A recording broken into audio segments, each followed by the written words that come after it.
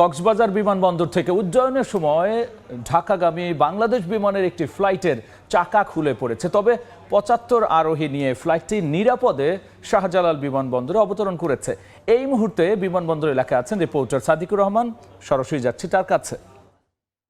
বিমান বাংলাদেশ এয়ারলাইন্সের এয়ারক্রাফট যে ফ্লাইটটি ছিল BG436, এই ফ্লাইটটি আসলে যখন উড্ডয়ন করে 1:35 মিনিটে কক্সবাজার থেকে, এবং উড্ডয়নের পরপরই যে বাম পাশের যে ল্যান্ডিং গিয়ার থেকে আপনার যেই চাকাটি, একটি চাকা খুলে পড়ে যায়।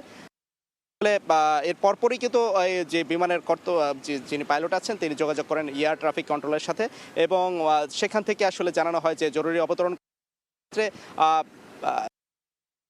এয়ারলাইন্সের যেই ফ্লাইটটি কিছুক্ষণ পরে অর্থাৎ 2:22 মিনিটে অবতরণ করে আন্তর্জাতিক বিমানবন্দরে। সেই ক্ষেত্রে যখন অবতরণ করে সেটা এর আগেই এখানে ব্যাপক প্রস্তুতি নিয়ে রাখা হয়েছিল যে যেহেতু একটি চাকা খুলে পড়ে যায়, ল্যান্ডিংয়ের সময় কোনো ধরনের দুর্ঘটনা হয় কিনা সেই জন্য সতর্কতামূলকভাবে বিমানের যে কর্তৃপক্ষ এখানে এবং এখানে যারা নিরাপত্তা বাহিনী সবাই কিন্তু এসে আগে থেকেই এই যেই ল্যান্ডিংয়ের আগ মুহূর্তে এখানে থাকে সেই রানওয়ের পাশেই, কিন্তু কোনো ধরনের দুর্ঘটনা ছাড়াই নিরাপদেই অবতরণ করতে পারে। এবং এখানে কিন্তু 71 ক্রু সহ মোট শিশু মিলিয়ে সব যাত্রী মিলিয়ে 71 জন ছিলেন, সেই সবাইকে নিয়েই নিরাপদে অবতরণ করতে পারে। সেক্ষেত্রে কোনো ধরনের সমস্যা হয়নি, এবং আমরা যতটুকু জানতে পেরেছি যাত্রীরা অবতরণের পর তাদের গন্তব্যে কিন্তু চলে গেছেন।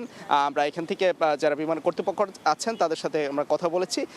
এই ক্ষেত্রে কোনো ধরনের এখনও আপডেট অর্থাৎ পরবর্তী কোনো তারা মিডিয়ার সাথে কথা বলেননি, তবে ফোনে আমাদেরকে জানিয়েছে যে কোনো ধরনের সমস্যা হয়নি, কোনো ধরনের আতঙ্ক ছাড়াই সুন্দরভাবেই নিরাপদে ল্যান্ডিং করতে পেরেছে। এই ছিল এখান থেকে সবশেষ তথ্য।